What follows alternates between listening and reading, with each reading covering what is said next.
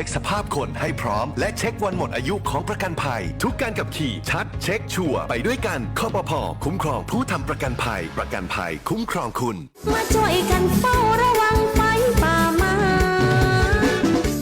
ผู้ก่อว่าภาคเหนือมีพื้นที่เผาซ้ำซากสูงถึง10 ล้านไร่กว่า 90% ของไฟป่ามาจากฝีมือมนุษย์ที่เผาเพื่อหาเห็ดของป่าและการเผาเศษซากพืชหลังการเก็บเกี่ยวบ่ว่าจะเป็นต่อสั่งข้าวโพดเลี้ยงสัตว์หรือนาข้าวฝุ่นควันจากการเผาคือ PM 2.5 ภัยเงียบติยะฮืออายุสั้นลงถึง1 ปีจากทั้งปอดอุดกันมะเร็งหัวใจล้มเหลวและสมองเสื่อมวร่วมใจคนไทยหยุดเผาคืนลมหายใจสะอาดให้ลูกหลานกับโครงการ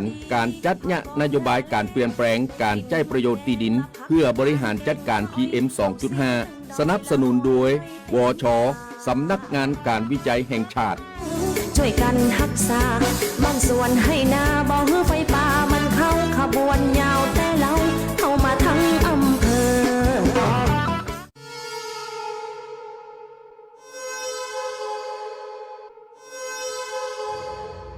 สายด่วน1669อบจ.แพร่สายด่วน1669อบจ.แพร่สายด่วน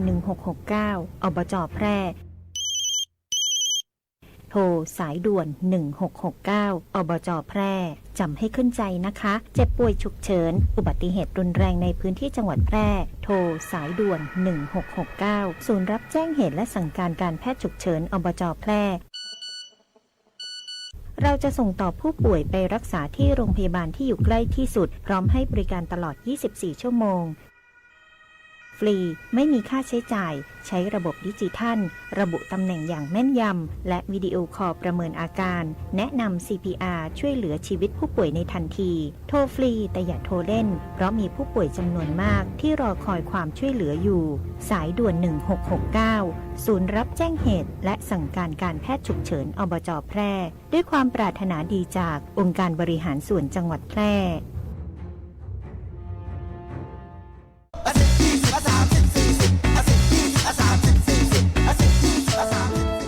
ถ้าความเร็วบนท้องถนนในชุมชนเป็นตัวเลขเหล่านี้ก็คงดีแต่ในความเป็นจริงยังมีผู้ขับขี่ใช้ความเร็วสูงและการขับรถเร็วเกินกฎหมายกำหนดยังเป็นสาเหตุหลักที่ทำให้เกิดอุบัติเหตุเดินทางถึงบ้านอย่างปลอดภัยขับขี่ด้วยความใส่ใจอย่าขับเร็วอย่าขับซิ่งขับขี่ปลอดภัยลดความเร็วลดอุบัติเหตุด้วยความปรารถนาดีจากกองทุนเพื่อความปลอดภัยในการใช้รถใช้ถนนและสำนักงานขนส่งจังหวัดแพร่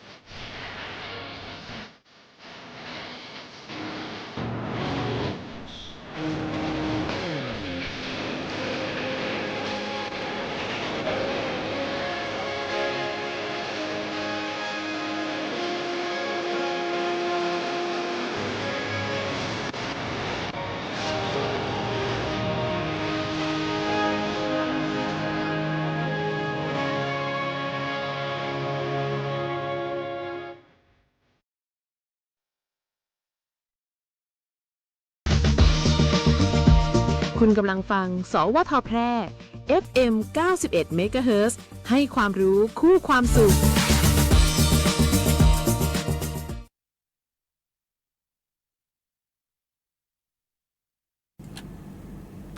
สวัสดีครับสวัสดีคุณผู้ชมทุกท่านนะครับ วันนี้ก็กลับมาพบกันในรายการม่วนใจบ่าย3ครับผมทางสถานีวิทยุกระจายเสียงแห่งประเทศไทยจังหวัดแพร่ครับทางคลื่นความถี่ FM 91 เมกะเฮิรตซ์นะครับแล้วก็สามารถรับฟังทางคลื่นรับฟังทางวิทยุออนไลน์ของสวทแพร่ได้อีกเหมือนกันนะครับแล้วก็ยังมีอีกช่องทางหนึ่งก็ช่องทางออนไลน์ทาง Facebook ครับทางเพจ Live สวทแพร่นะครับ LIVE จุดสวทแพร่ครับผมไลฟ์เป็นภาษาอังกฤษสวทแพร่เป็นภาษาไทยนะครับก็พบกันทุกวันจันทร์ถึงศุกร์ครับตั้งแต่เวลา 15 นาฬิกาจนถึงเวลา 16 นาฬิกาวันนี้ก็เป็นวันศุกร์สุดสัปดาห์แต่ก็เป็นวันศุกร์เริ่มต้นของเดือนใหม่นะครับเดือนพฤษภาคม 2569 ครับผมวันนี้ก็ยังเป็นวันแรงงานแห่งชาติด้วยนะครับเดี๋ยวเราก็มีข่าวเกี่ยวกับการจัดงานวันแรงงานแห่งชาติของทางจังหวัดแพร่มาเล่าสู่ให้พี่น้องทั้งประชาชนทั่วไปแล้วก็พี่น้องแรงงานที่อาจจะรับฟังกันอยู่ในช่วงนี้ได้รับฟังกันนะครับก็วันนี้มาเริ่มกันที่สถานการณ์ของสภาพอากาศก่อนเลยนะครับเป็นสถานการณ์ของฝุ่น PM 2.5 ในวันนี้ครับประจำวันที่1พฤษภาคม 2569 นะครับก็ถือว่า PM 2.5 ในวันนี้มีสถานการณ์ดีขึ้นมากกว่าวันก่อนที่ผ่านมานะครับก็อาจจะเป็นเนื่องจากมีลมพายุฝนฟ้าคะนองที่เกิดขึ้นเมื่อวานนะครับเป็นค่าฝุ่น PM 2.5 ที่อำเภอเมืองแพร่จังหวัดแพร่นะครับที่ศูนย์ที่วัดของกรมควบคุมมลพิษบริเวณตำบลนาจักรนะครับผมก็ค่าฝุ่นอยู่ที่ 30.9 ไมโครกรัมต่อลูกบาศก์เมตรนะครับก็ถือว่าดีกว่าเมื่อวานนะครับเมื่อวานก็อยู่ในช่วง31หรือ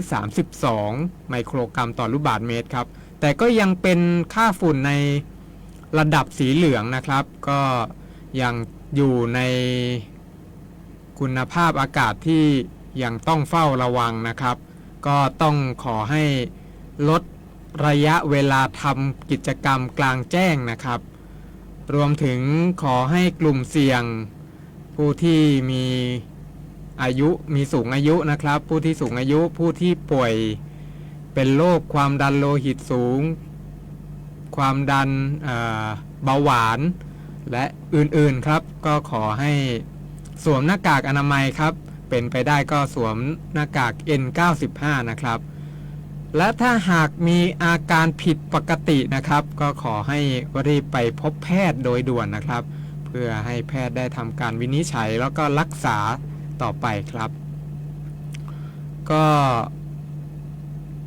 อย่างที่บอกไปครับก็ถือว่ามีอากาศอยู่ในคุณภาพที่ดีขึ้นมากกว่าก่อนหน้านี้นะครับเนื่องจากมีพายุฝนฟ้าคะนองที่เกิดขึ้นครับก็เดี๋ยวน้องตะนอยมีแจ้งเตือนเกี่ยวกับพายุฝนฟ้าคะนองในช่วงนี้ไหมครับก็สำหรับจังหวัดแปรนะเจ้าก็ยังคงต้องเฝ้าระวังเกี่ยวกับพายุฤดูร้อนอยู่อย่างตะวันก็มีหลายพื้นที่ที่เกิดฝนตกหนักแล้วก็บางพื้นที่ก็มีลมนะเจ้าก็สำหรับวันนี้วันที่1พฤษภาคมก็จะต้องเฝ้าระวังกันอยู่ตามประกาศของกรมอุตุนิยมวิทยานะเจ้า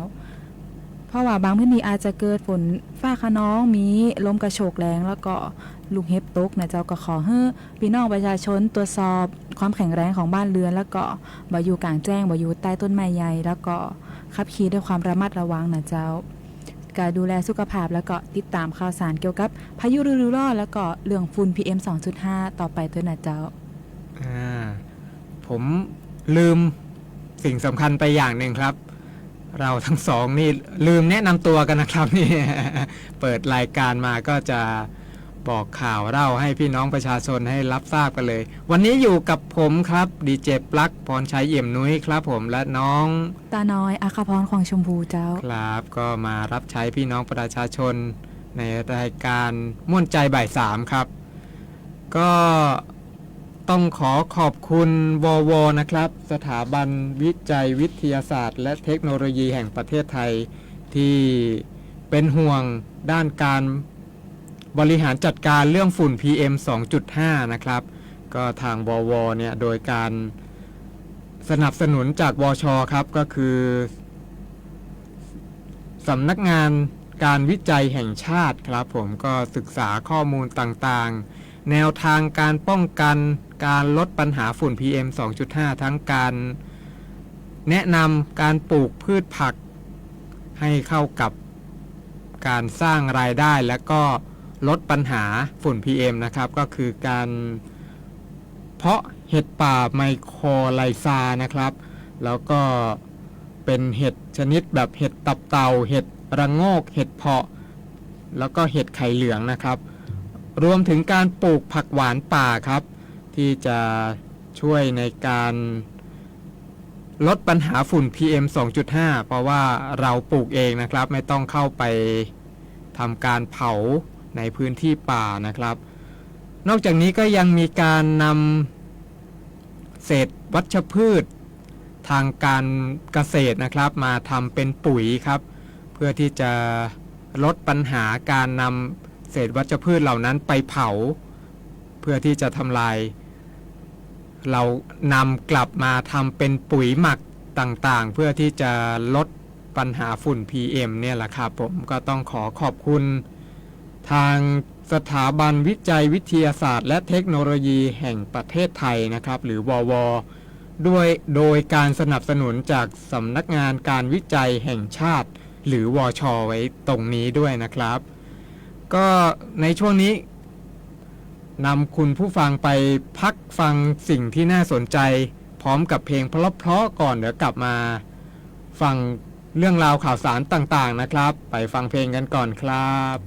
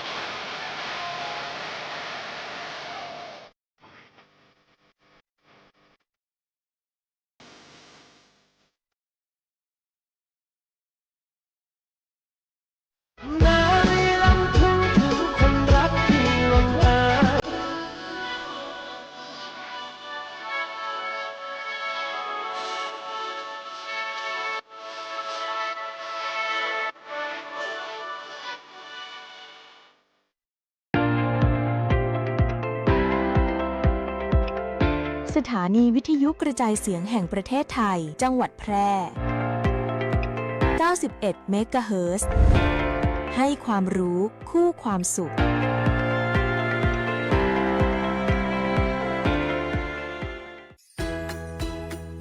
หากคุณอยากจะซื้อที่ดินพร้อมอาคารหรือห้องชุดปลูกสร้างอาคารหรือซื้อที่ดินพร้อมปลูกสร้างอาคารต่อเติมซ่อมแซมอาคารหรือจะกู้เพิ่ม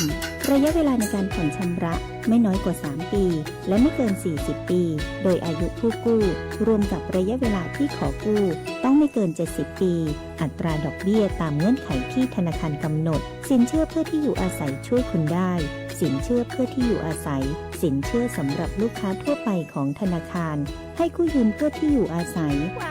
โทรเลย 054-621-490-5 ทอสแพร่หรือติดต่อได้ที่ธนาคารอาคารสงเคราะห์ใกล้บ้านหรือ LINE GHB Buddy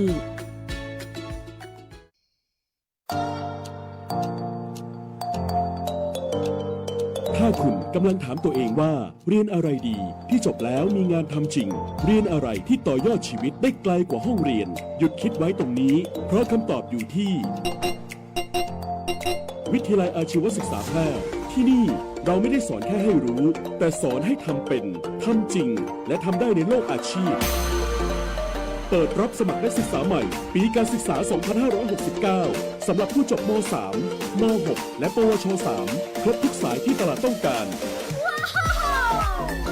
ทั้งการบัญชี การตลาด การจัดการสำนักงานดิจิทัล การจัดการโลจิสติกส์และซัพพลายเส้นคหกรรมศาสตร์อาหารและโภชนาการแฟชั่นสิ่งทอดิจิทัลกราฟิกวิจิตรศิลป์การโรงแรมการท่องเที่ยวเทคโนโลยีธุรกิจดิจิทัลและเทคโนโลยีสารสนเทศเรียนได้ตั้งแต่ปวช ปวส จนถึงระดับปริญญาตรีระบบปกติและทวิภาคีเรียนไปทำงานไปมีรายได้ระหว่างเรียนที่สำคัญเรามีสถานประกอบการชั้นนำรองรับการฝึกจริงและมีทุนการศึกษาอีกมากมายรอคุณอยู่อยากมีอาชีพอยากมีอนาคตที่จับต้องได้เริ่มต้นวันนี้ที่วิทยาลัยอาชีวศึกษาแพร่เตรียมชีวิตจริงให้พร้อมสู่โลกอาชีพเรียนจริงทำได้จริงมีงานรองรับเพราะความสำเร็จที่ยิ่งใหญ่เกิดขึ้นได้ที่วิทยาลัยอาชีวศึกษาแพร่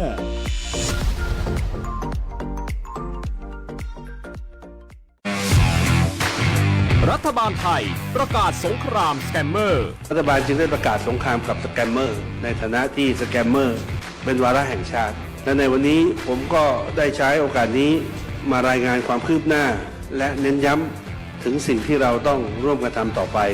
รัฐบาลได้จัดตั้งคณะกรรมการอำนวยการป้องกันและปราบปรามอาชญากรรมทางเทคโนโลยีขึ้นมาโดยมีผมเป็นประธานด้วยตนเองเพื่อให้ทุกหน่วยงานทำงานไปในทิศทางเดียวกันเราได้มีการลงนามบันทึกความเข้าใจระหว่าง 15 หน่วยงานหลักทั้งภาครัฐและภาคเอกชนตลอดจนสถาบันการเงินเพื่ออุดช่องโหว่ทางการเงินและตัดเส้นทางเงินของกระบวนการอาชญากรรมเหล่านี้ให้สิ้นซากรวมพลังคนไทยต้านภัยสแกมเมอร์นายอนุทิน ชาญวีรกูลนายกรัฐมนตรี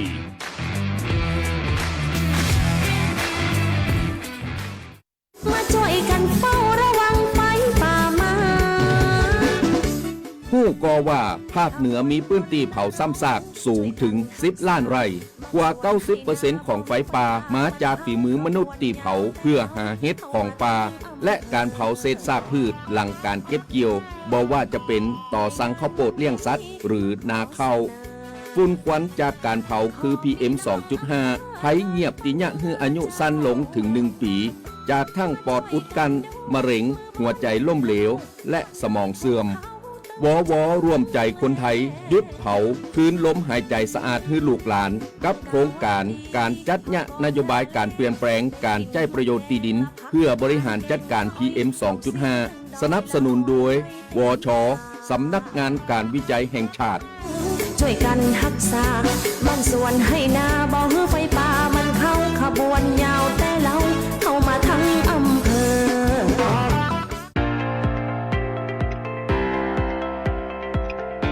สถานีวิทยุกระจายเสียงแห่งประเทศไทย จังหวัดแพร่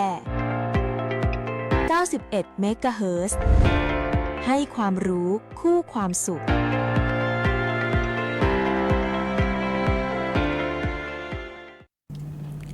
ครับผมก็กลับเข้ามาสู่รายการม่วนใจบ่าย3นะครับในช่วงสัญจรปลอดภัยกับกรมการขนส่งทางบกครับวันนี้ก็เป็นวันศุกร์แล้วนะครับก็บ่ายๆแบบนี้ก็ใครเริ่มหิวกันแล้วนะครับทางที่ในเวียงนะครับในอำเภอเมืองแพร่วันนี้ก็จะมีกาด3วัยนะครับก็สามารถไปจับจ่ายใช้สอยกันได้นะครับแล้วก็วันนี้อีกเช่นกันครับก็มีโครงการไทยช่วยไทยพัสไทยช่วยไทยนะครับลดภาระลดค่าของชีพลดภาระลดค่าของชีพนะครับแต่ก่อนอื่นครับเราไปฟังเรื่องราวเกี่ยวกับวันนี้กันครับวันนี้1พฤษภาคมนะครับวันแรงงานครับเป็นเรื่องราวของพี่น้องแรงงานจังหวัดแพร่นะครับผมวันนี้ก็ทางจังหวัดแพร่จัดงานให้นะครับ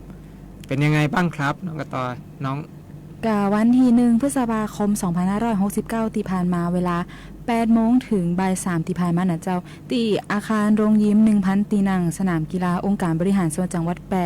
สำนักงานสวัสดิการและก็คุ้มครองแรงงานจังหวัดแพร่รวมกับหน่วยงานในสังกัดกระทรวงแรงงานหน่วยงานรัฐวิสาหกิจนายจ้างลูกจ้างภาคเอกชนและก็ภาคีเครือข่ายแรงงานจังหวัดแพร่ได้ร่วมกันจัดงานแรงงานแพร่ม่วนใจปลอดภัยไร้ยาเสพติดเป็นมิตรกับสิ่งแวดล้อมเจ้า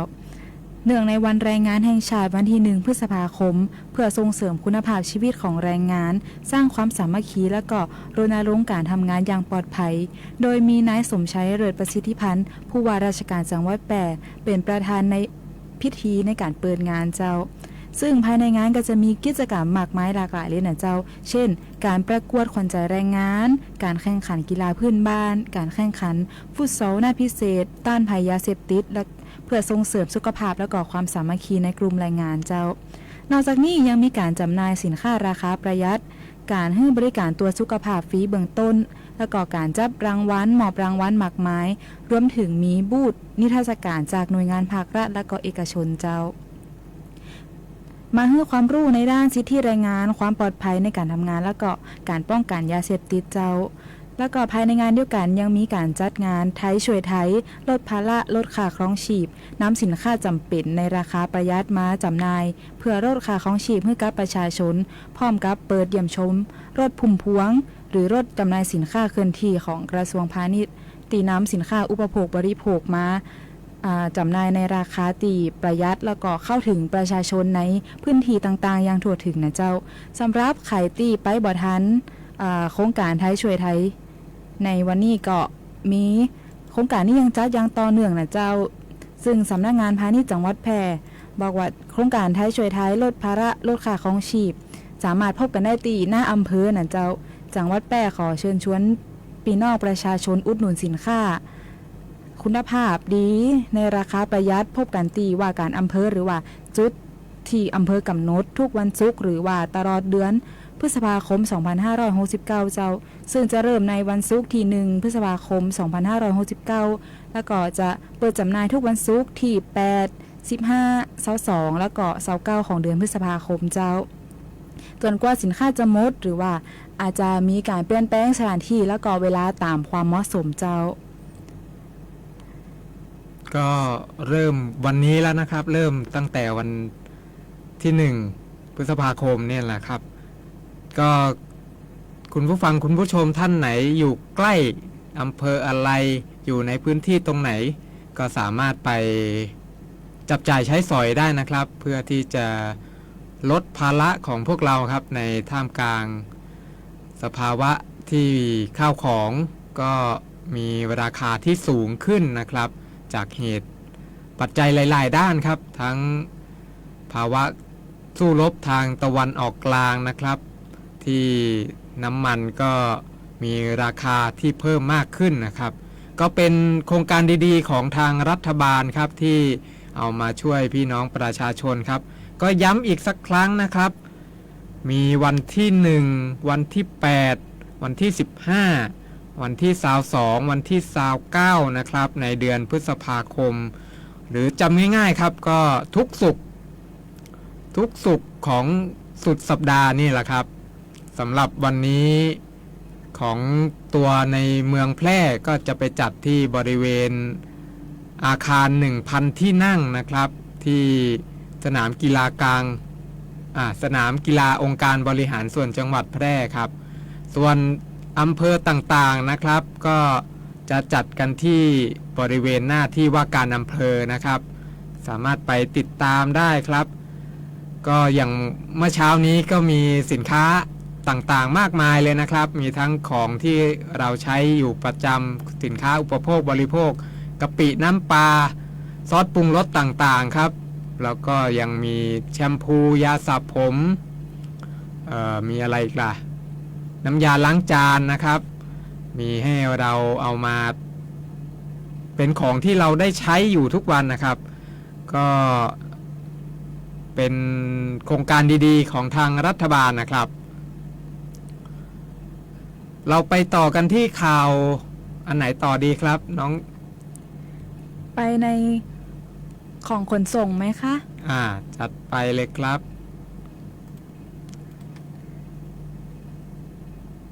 เป็น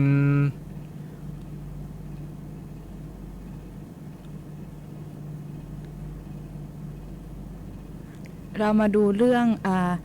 เช็คลิสต์10 ข้อหาหลักกันดีกว่าค่ะครับผมข้อหาหลักที่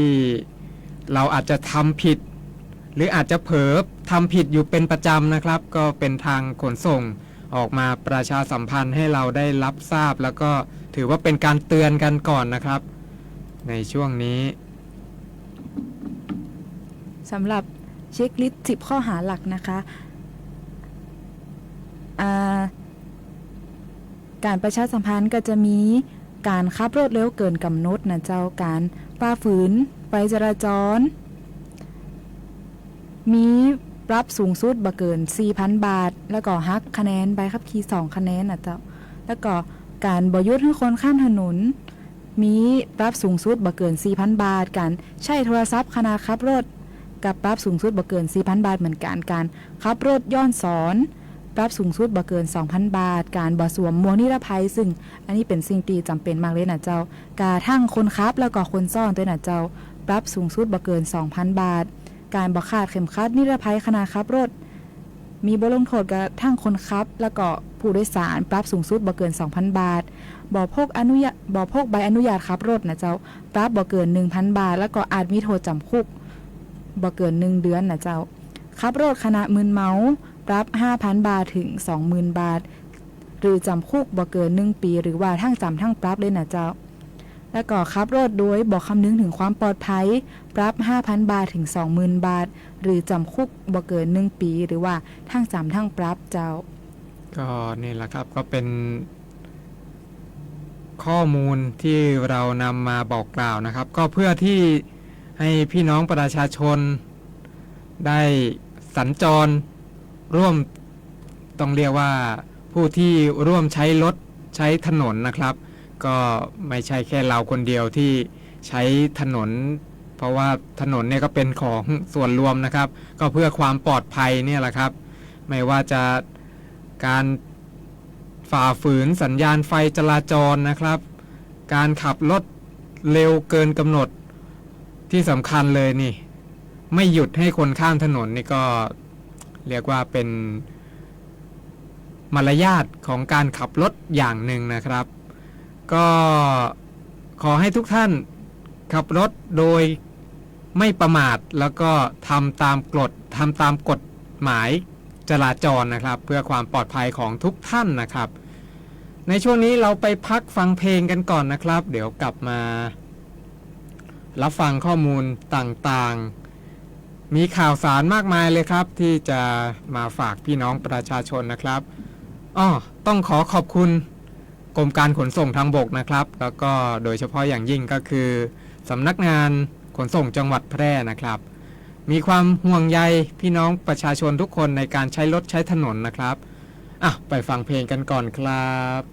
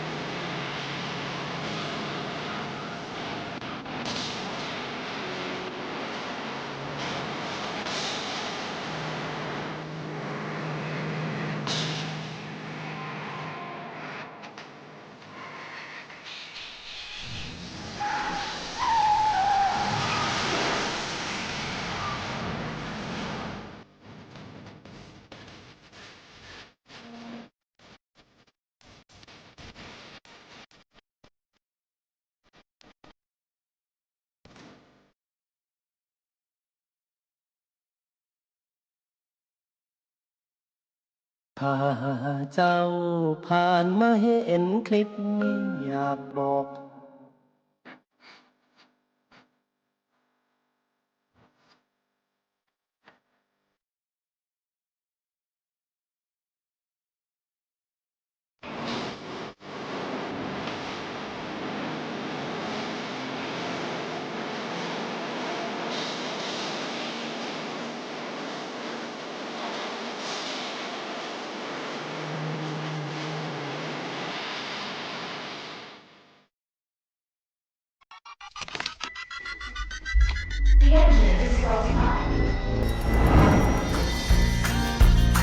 ชีวิตวิถีใหม่ขับขี่อย่างปลอดภัยไร้อุบัติเหตุด้วยความห่วงใยจากสถานีวิทยุกระจายเสียงแห่งประเทศไทยจังหวัดแพร่ FM 91 เมกะเฮิรตซ์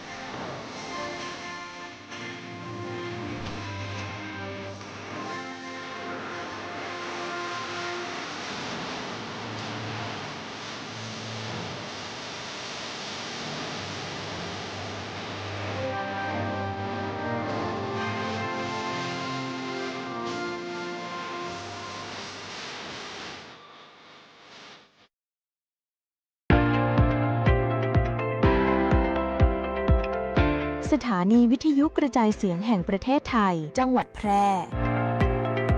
91 เมกะเฮิรตซ์ ให้ความรู้คู่ความสุข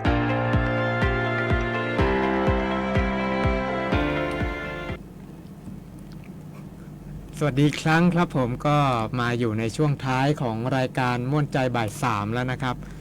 ก็เป็นเรื่องราวประชาสัมพันธ์อีกสักหนึ่งเรื่องนะครับเกี่ยวกับการเฝ้าระวังอุบัติเหตุนะครับที่อุบัติเหตุเนี่ยมักจะเกิดจากความประมาทนะครับแล้วก็ในระยะไม่ไกลจากที่พักของเราด้วยนะครับก็เป็น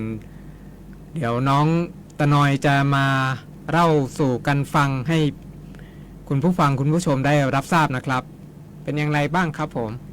กะอุบัติเหตุที่เกิดขึ้นบ่อยนะเจ้าส่วนมากจะเป็นอุบัติเหตุใกล้บ้านเพราะว่าเขาก็คิดว่าไปแค่นี้เองหลายคนก็เลยประมาทว่าบ่เกิดอะไรอย่างขึ้นนะเจ้าแต่ว่าความจริงเนี่ยอุบัติเหตุบ่เลือกเวลาและก็สถานที่นะเจ้า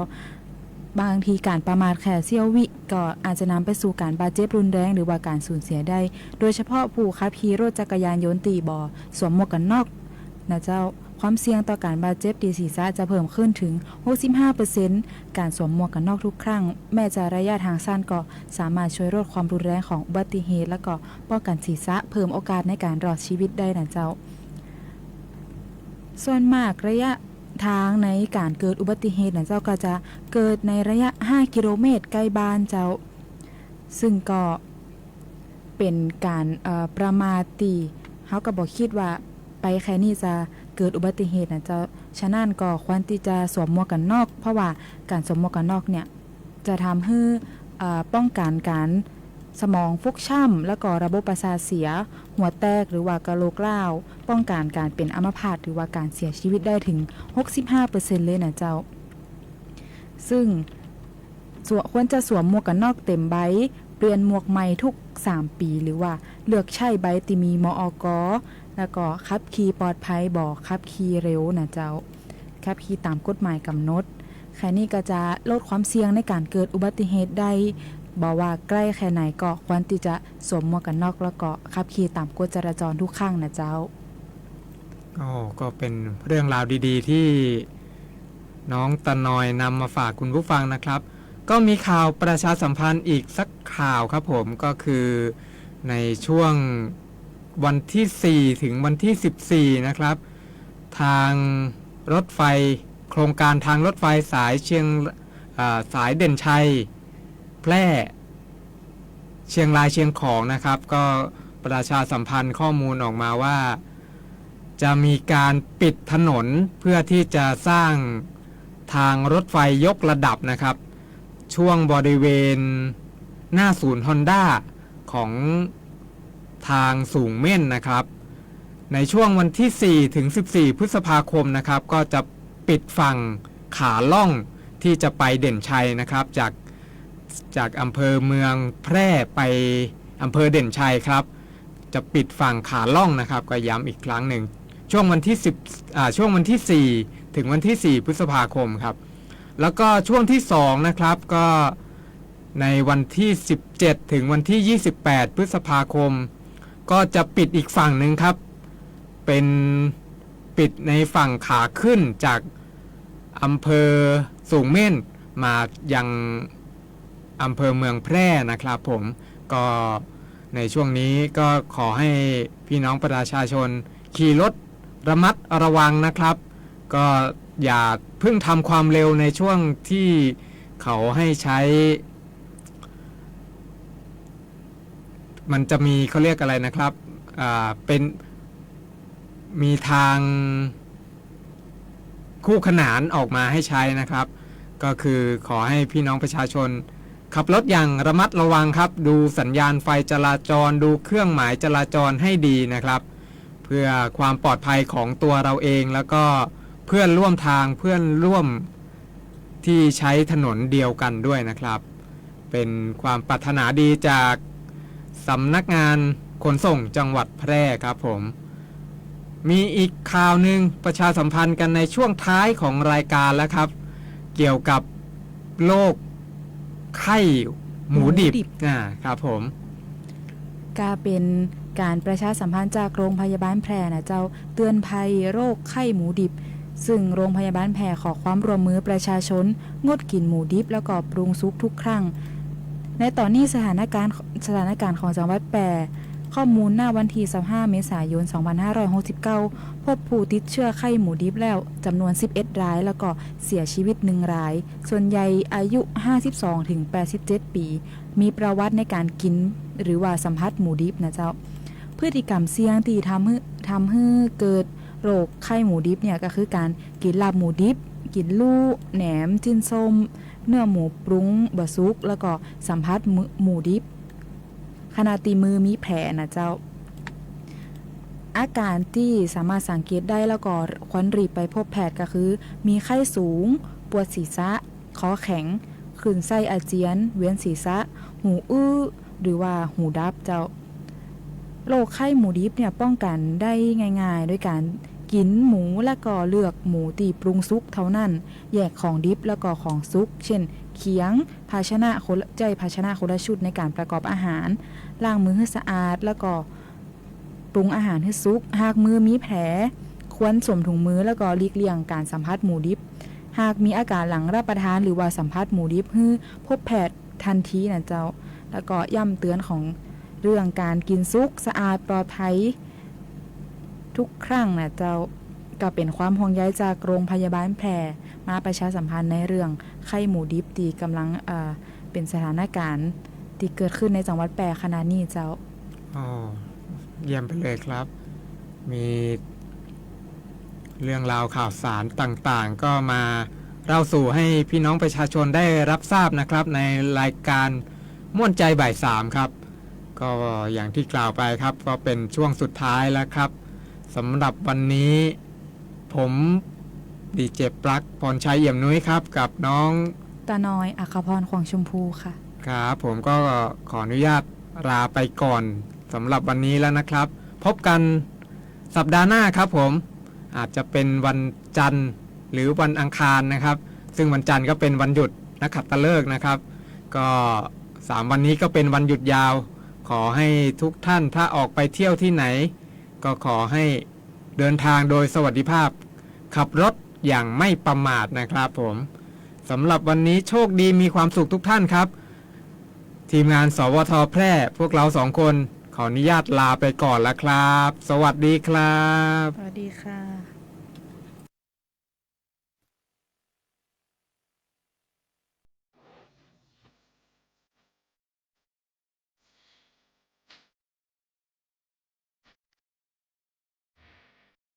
嗯